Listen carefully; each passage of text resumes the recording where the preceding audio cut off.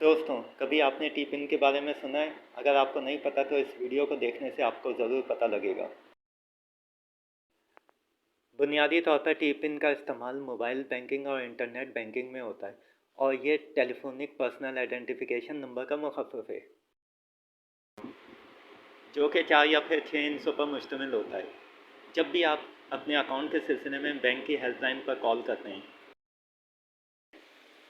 तो बैंक का नुमाइंदा आपसे मुख्तलिफ़ किस्म की वेरिफिकेशन करता है, जिसमें आपकी वालदा का नाम, तारीख़ पैदाइश और कार्ड की एक्सपायरी वगैरह शामिल होती हैं।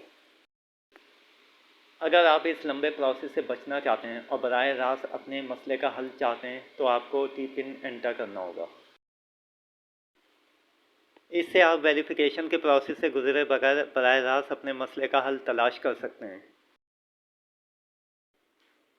इसका सबसे बड़ा फ़ायदा आपके वक्त और पैसे की बचत है।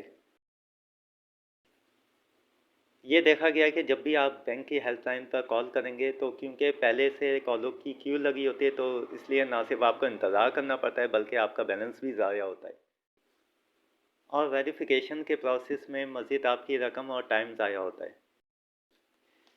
इसीलिए पाकिस्तान के तकरीबन तमाम बैंक अपने कस्टमर को टी पिन की सहूलत देते हैं।